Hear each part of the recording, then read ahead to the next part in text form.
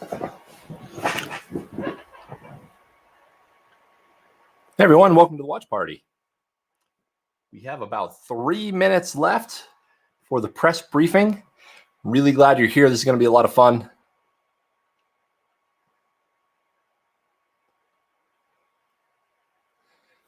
This should be a blast. I'm excited. I got up super early to watch the live stream of the information, that data stream that came in from Deep Space Network to confirm the flight. So I was pretty excited about that. Just some administrative items. Hello, everyone. Welcome to the live stream. Just some administrative items. If you are on YouTube, you can use the chat function, the comment function, to put your comments in. And I can see those comments and put them on the screen as well. So you can be a little YouTube famous. Okay, maybe not famous, but this should be fun. And I am looking forward to seeing. We have about a little over 2 minutes before the broadcast starts. Just testing out. Here's what it is going to look like. Ta-da! I'm so excited. It's going to be great. Like I was saying, I got up super early to check out the live stream. So this is going to be good. And I'm glad that you're all here with me. This is I was super excited about it this morning. I'm very excited about it now. I look forward to seeing everyone. This is going to be great. I want to see what they have to say about it. If they got more images, I believe they probably got more images in. Some of the color images, not from the navigation computer camera, but from their other color camera, and other images and videos from the Mars Perseverance rover. Their high resolution cameras, more videos. I believe they'll show much more of those today. This is a momentous moment for all of us. Definitely, I mean, 1903 was a long time ago.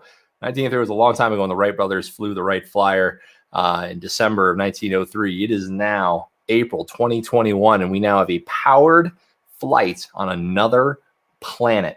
Welcome, everyone. This is Jason Sansucci with Doing No Drones. I'm so glad that you're here. This is going to be a lot of fun. We're currently waiting for NASA. You can see it up on the screen. Currently waiting for NASA. And it should be starting any time now. As soon as that happens, we're going to go live. You should be able to hear the sound and hear everything here and see my little face the whole time. We can have commentary as well. But you can also post comments into YouTube like this. Boop. There we go. Simple. Just post comments and I'm able to show those comments just like this. Super cool. So go ahead and please feel free to comment as we're watching this. This is going to be a lot of fun. We're just waiting for them, waiting for NASA to start live. Welcome, everyone. This is going to be fun. I'm very excited. I woke up super early for this. Now that it is noon Mountain Time, they're now doing the press conference, but it was about 1 o'clock in the morning Mountain Time, about 1:30 when they started to receive the stream of information back from the Deep Space Network. We do have a successful first flight. It was really, really great to watch the JPL program, their mission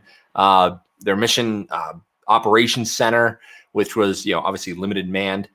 It was really great to watch them. It was just fun. If you didn't get a chance to see it, I'm sure they're going to show a replay here because that was really early for most of us. But I think this is going to be pretty great. So welcome, everyone. Go ahead and put into the comments where you're viewing from.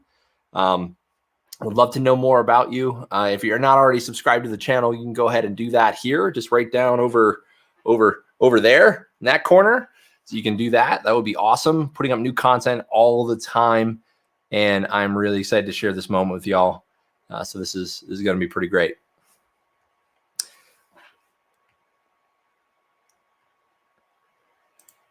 I am very happy that you're here. This is really interesting. One thing that I found really fascinating about the information that was coming in is just how steady the stream of information that came in. Their telemetry and data guy, the connectivity guy that kept announcing this morning every single point of data that came in. That was really interesting to me. So it was, I don't know, I'm a data dude and data geek. You all know that. So I thought it was really cool to see all the confirmations of data that were gathered. and just the amount of coordination and years that go into this, it's amazing. It's amazing how much years later to get to this one finite moment that they're not even sure is going to work. But the good thing about the scientific process in physics is that you can test and test and test until you can't test anymore. And then you just got to hope, have a little faith that it's actually going to work. So just really glad that you're here. This is going to be a lot of fun. Like I said, if you're watching on YouTube, you can use the comment feature to say hello. Oh, here we go. We're going live.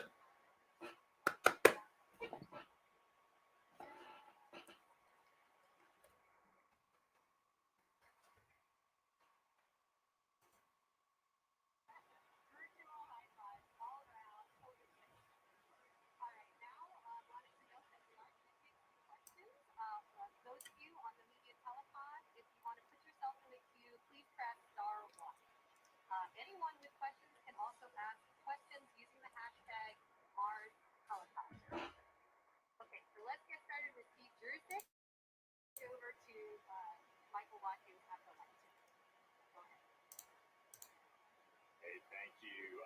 So first, I just want to congratulate the team on an amazing, historic first. Congratulations to Mimi, Bob, and Ovard. Just amazing. Like I said, first controlled power flight on another planet. Just truly amazing. I also want to congratulate the entire Perseverance team. The helicopter's there somewhat late to the project, which made it really challenging, not only for the helicopter team, but also for the Perseverance team. So for John and Matt and the Perseverance team, we had to figure out how to integrate the helicopter on Perseverance and deliver it to the surface and deploy it. And for Jen and her team, ops team, who supported this historic first flight. Congratulations to everybody. This was really a all hands on deck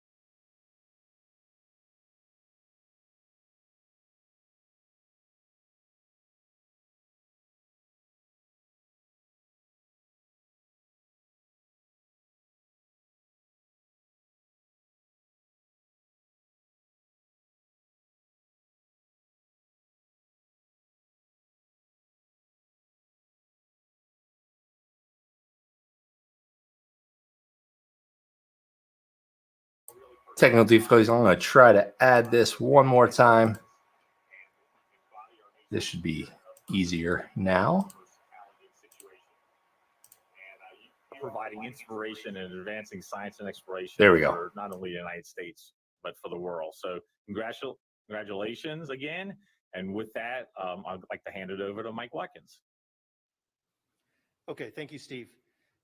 It has been a great day here at JPL, and we're very proud that we are continuing to be at the forefront of daring mighty things in planetary exploration. And I wanted to build on something that you noted, which is that Ingenuity is a technology demonstration, right? It builds for the future. And in many ways, it is a perfect example of how we need to be doing technology and how we need to develop technology. And the brilliant engineers, some of whom you'll see in the orange shirts, came up with the idea for Ingenuity, for a Mars helicopter before we had a name Ingenuity, over 7 years ago. And there was a push from technology, but it wasn't quite clear at that time, was it really the right instrument? Was it really the right thing, a helicopter, to put on the Perseverance rover? And so we did what we felt was right, which was we stuck to it.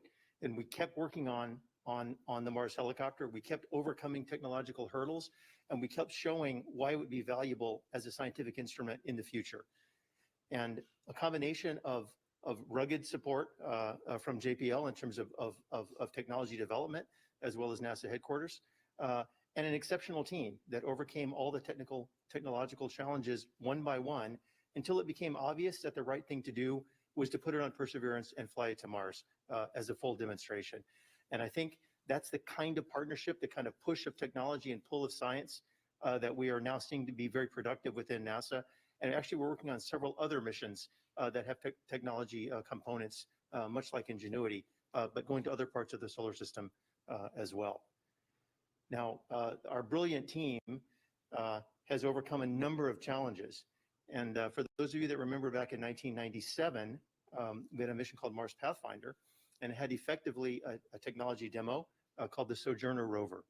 And that freed us up from being in the place we stuck the landing to being able to drive around. And now of course, those rovers have become Curiosity and our latest Perseverance, capable of driving tens of miles on the surface and going to the best places for scientific discovery.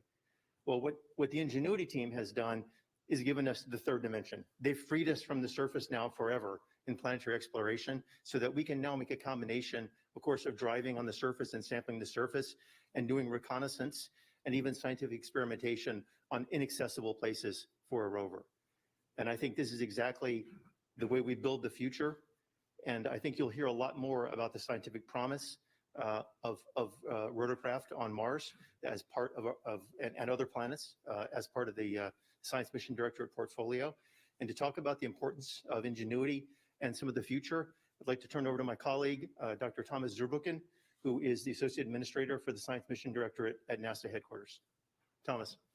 Yeah, thanks so much, Mike. And I just want to tell you, as I'm starting here, I'm just so proud to be up here next to Mimi, especially that team here also on the monitor. And I just want to tell you on behalf of all of us at NASA Science, how proud we are of you and how we recognize how important you are for this particular success. So just want to ask one more time, everybody, to join me in applause.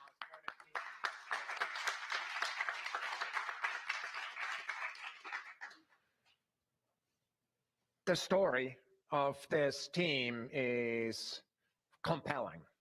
It's a story of a great, perhaps even a crazy idea initially. Many people, have a really hard time. It turns out we all have a hard time, finding that right line between crazy and innovative. It turns out we're often wrong with that line. Crazy idea that was being developed, and this team put that idea into reality. The most important thing that takes, of course, is hope. It's the hope that that is actually possible to come together with with everything this team has, with the personal education, with the commitment to success, and with learning from each other until it actually works. So for me, what I want to point to is the first picture here. And I want to just tell you, this picture means two things for me. On the one hand, I recognize that this picture was taken from the Van Seal overlook. And my friend Jacob is no longer with me. I see in this picture because I know that he was an important part of making this helicopter happen. The second thing that is important in this picture is what you don't know right now as you look at it. It's actually the after flight picture. And so it landed there, and it landed on the surface after this flight, and it did so safely. And so for me, again, what I see in this is now not only this amazing little machine, but the team that actually achieved that. And it relates this to a story that's 117 years apart and 173 million miles apart, a story that actually started even earlier with a little toy that a father brought home to two kids. They were about 10 years old. It's a rubber band with a little rotor. It's a little toy that never got out of their mind.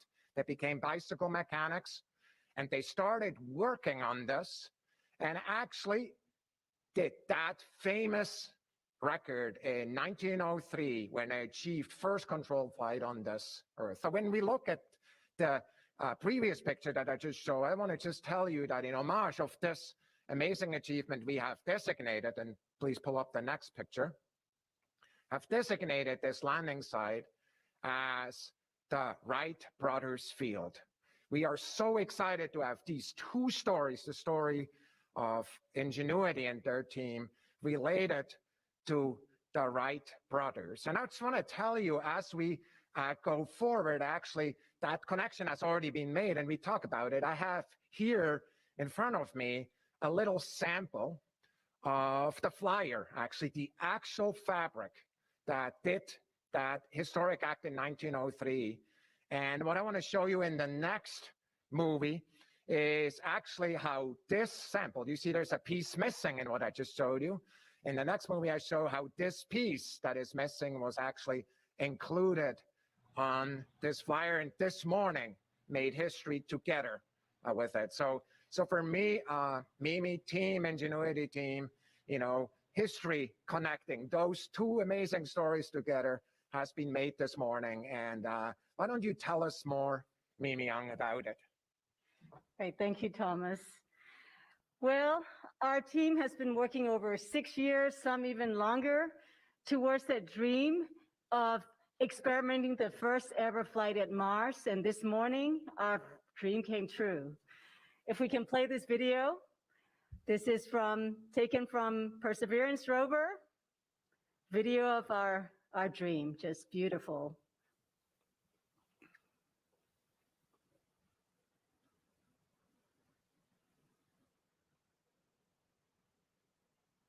Taking off, goosebumps. It looks just the way we had tested in our test chamber, space simulator chamber here. Absolutely beautiful flight. I don't think I can ever stop watching it over and over again.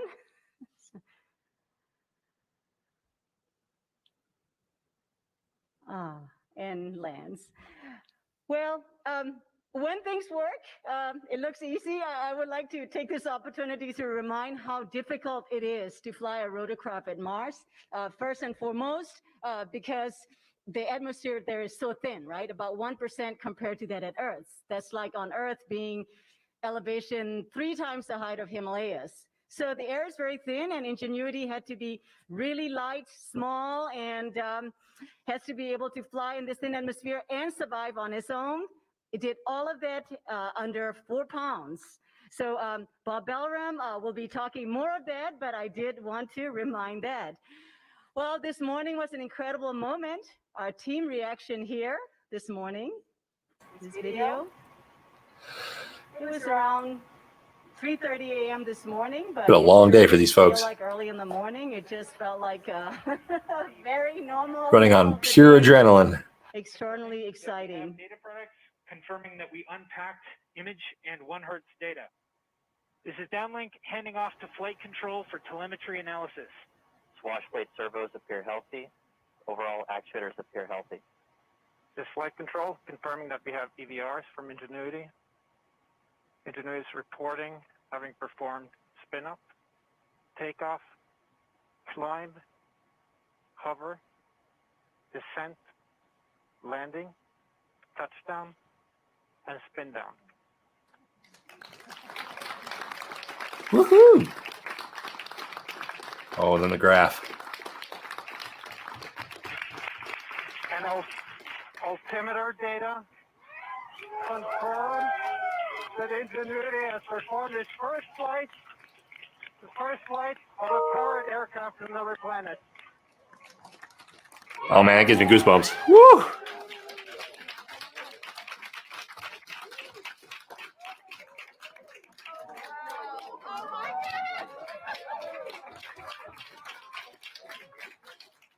It's unforgettable day, unforgettable day.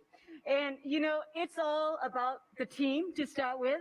Really, our team across JPL, Ames, Langley, with our industrial partners, AeroVironment, Qualcomm, Solero, Lockheed, others. We were a team. I mean, just a strong team. And during this morning downlink, I did say that we had many friends who contributed to our success, okay, and including Perseverance rover team and many, many others. And some of them are far away now. And again, as Thomas mentioned, Jacob Van Ziel, I'm sure you were watching our first flight from the Jacob Overlook. So we're thinking about you, David. I'm thinking about you, Jacob. So with that, this early morning flight, what it means for our mission success.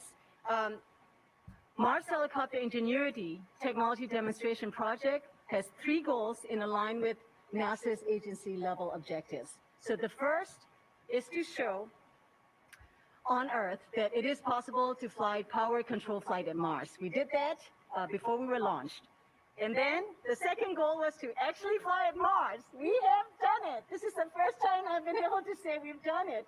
And the third goal is to get data back that will inform engineers that are going to designing future generations of Mars helicopters. And we have done that too, and we're going to continue. So beyond this first flight, over the next coming days, we have up to 4 flights planned and increasingly difficult flights, challenging flights. That's going to be fun. We are going to continually push all the way to the limit of this rotorcraft.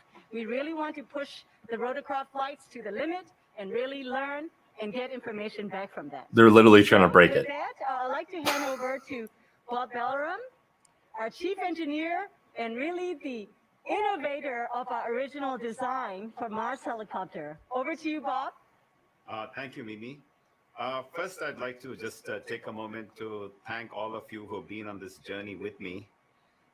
There's been many a technical conversation, many a late night, many a test, and I want to thank all of you who have been part of that, and your families and your loved ones who have helped, get us to this point.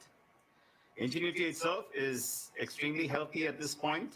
In fact, she's even healthier than she was before this flight. She shook off some of her dust that had been covering her solar panel and is in fact producing even more solar energy than before. The batteries are looking good. The communication system is fantastic. The landing gear appears to have worked well. All the servo mechanisms and motors are doing great.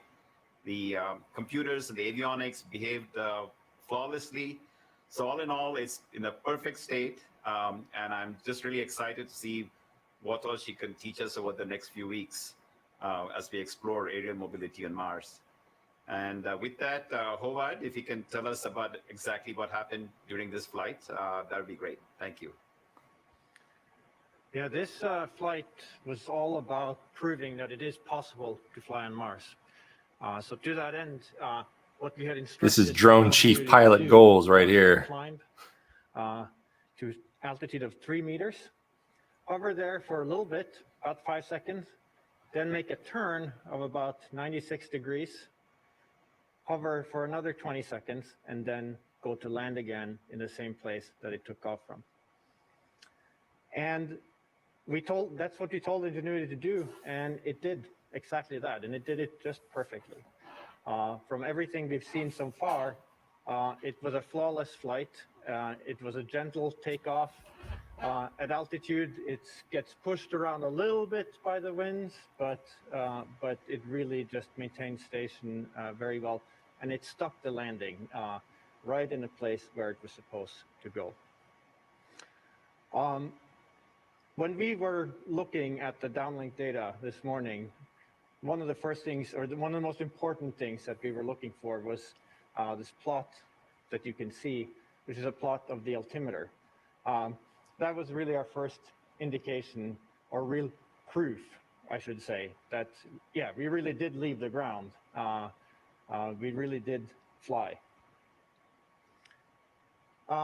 In addition to this kind of telemetry, during the flight itself, Ingenuity was telling us all along what it was doing. And so what we were able to do with that data is we could take that data and reconstruct the flight and create an animation out of it. So what we're going to see here is such a reconstruction. Ooh, here we go. We've taken that engineering data and animated the flight accordingly. And what that allows us to do is it allows us to look at the flight in a different way, for example, from different angles up close, and see kind of the small motions of the vehicle. And what you will see here is that it's just really, really steady. Just a beautiful flight. Bet the Martians thought that was pretty crazy. The initial hover, and then a turn. And then hover again for 20 more seconds.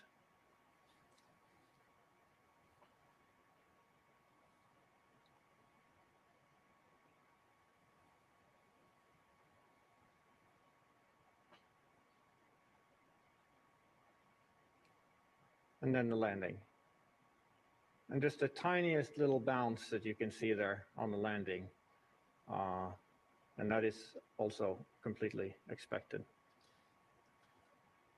I think we have a video as well from the rover that we looked at before that we're going to see again. And this again, shows us the same thing, this time with real images from the vantage point of the rover. And it shows you, when you get up to altitude here, a little bit more clearly how it gets buffeted a little bit by the wind, and how it very gently makes its way back and lands safely where it needs to be.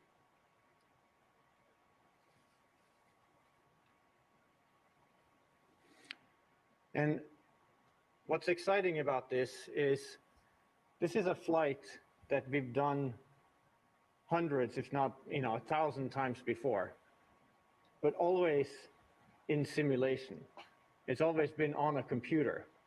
And to see it now finally happen on Mars, and happen exactly the way that we imagine it, is just a really incredible feeling.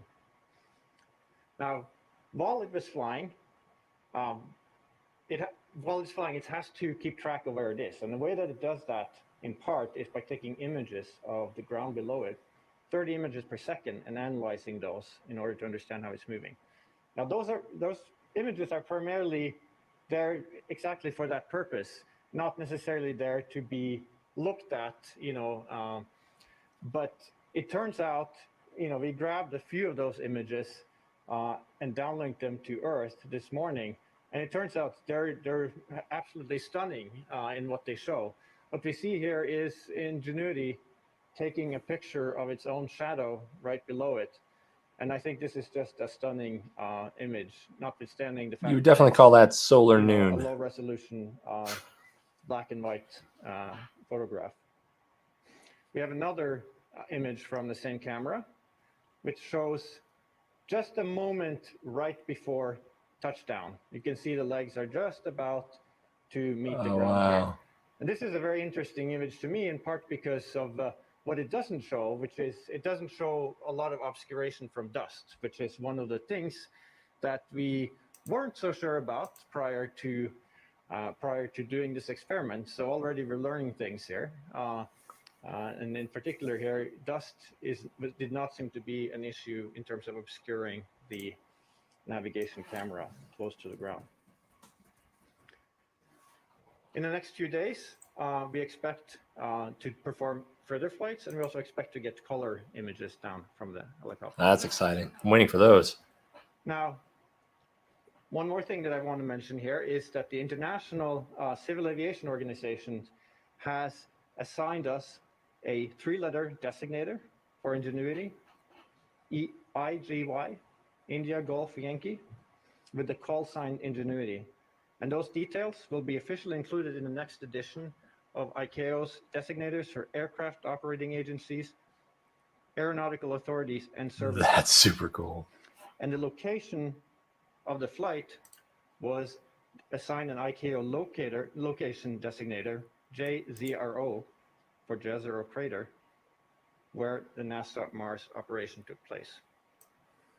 And of course, these designators come in handy when we go to write our logbook. This is something that should be very familiar to any pilot out there. We always want to log our flights so we don't forget that we did them. And so for that purpose, we have, I have this logbook with me. It says the nominal pilot's logbook for planets and moons, because we're always thinking ahead here at NASA. So with that, That's goals. I'd like to talk to Justin, who will talk more about the imaging. Okay, thank you, Havard. I'm Justin Mackey. I'm the Perseverance rover imaging scientist and also the deputy PI of Mastcam-Z. And I'm here just really happy to be here to share with you the results of our imaging over the last few hours on Mars. There's sort of two cameras that we're talking about. The video camera is the Mastcam-Z camera, which is a science camera that PI is Jim Bell at Arizona State University and his team over there, and it was built by Malin Space Science Systems down in San Diego. Mike Kaplinger, Mike Revine with the hardware group built an excellent piece of hardware for us. Nelson Jensen running the ops team down there, and Kim Saxon here at JPL as our instrument engineer. And a whole team of people made this happen, so I just want to just thank all of them for getting us to this point. And then the other camera, I'll show some pictures of from the ECAM system, the navigation cameras on the rover with our ops team. Those cameras were built here at JPL and our ops team, Nick Ruoff and Amy Culver. So just credit to the entire rover team. I'm wearing my rover blue here. I'm actually on the heli team also, but I had to pick a color, so I'm representing the rover team here. The uplink and downlink engineering teams, just keeping the rover running. The orbiters, our partners, getting us all this data is just really amazing, and we thank all of them, both here in NASA and ESA, TGO, and also the Deep Space Network. So I just wanted to thank all of these people for making this really happen. They enable all of this work. So with that, without further ado, I guess we'll go to the video one more time because you cannot see this enough. By the way, it only came down about 2 hours ago, the full frame. So let's go ahead and show the video. I'll talk a little bit about it. It's a 720p video. It's 1280 by 720 pixels. It runs at about 6.7 frames per second. And we originally had the strategy of downlinking the 2.4 second snippet. So there it goes. You can see it taking off. And if you look carefully, you can see it turning in flight. People have talked about that. And this is new. This just came down right before this press conference. Turning in flight. This and then is super coming back cool. and landing. So I mentioned the frame rate. This is with our one of our wider angle settings on the camera, 34 millimeters. So it's a little more a contextual shot. We also shot a full zoomed version on the heli itself, where the heli flies out of the field of view. We have not downlinked those full frame images yet. So we're expecting those in the coming days. We did verify from the imagery that the heli did take off about 3 meters above the surface. So that's an independent verification. The heli blades are a little blurred due to it's about a 10 millisecond exposure, which is about a 1/2 rotation of the blade at 2600 RPM, roughly, like 0.4. And let's see, and so far we've received about 14 or a little over 1,000 frames. I counted 1,400 last check out of about 2,000. So once again, the orbiter performance has really made this possible to even show you this so quickly to get video from the surface of Mars. So it's really an amazing feat by everybody. So the next image then is, again, going back to the fully zoomed 110 millimeter Mastcam-Z picture of the heli on the ground. Again, this is just a nice shot showing, if you look closely, it may be hard to tell. If you look closely at the center, you can see that there's a camera on the helicopter itself that is now facing the rover. And it was not facing the rover before, so that's proof that it did turn in flight. And it's just a nice shot showing that the heli landed safely, and that's just a great picture to have. So then the next picture is now switching cameras. We're going to go to the NavCam camera, and the NavCam camera does not have the video capabilities like Mastcam Z, but we did take pictures during the flight, and this blink, hopefully it'll blink. You'll see the heli. That's the heli on the ground there. Looking carefully. Look. Okay, no, actually, you know what? This is the other one. Now, if you look carefully at the heli, you should be able to see it shifting. That shows the difference between the takeoff location and the landing location. Maybe hard to see in the video, but we'll put that out on the. We'll release that. Oh, wow. People get that, It barely down moves. closely. I can see There it we from go. here, but hopefully it'll come out in the video. So it just shows that the landing was just sort of real pinpoint landing there by the team, and That's an impressive landing. nailing it, Havard and company. And then the last video, or the last blink GIF shows, hopefully it shows the full height there. There it is. Okay.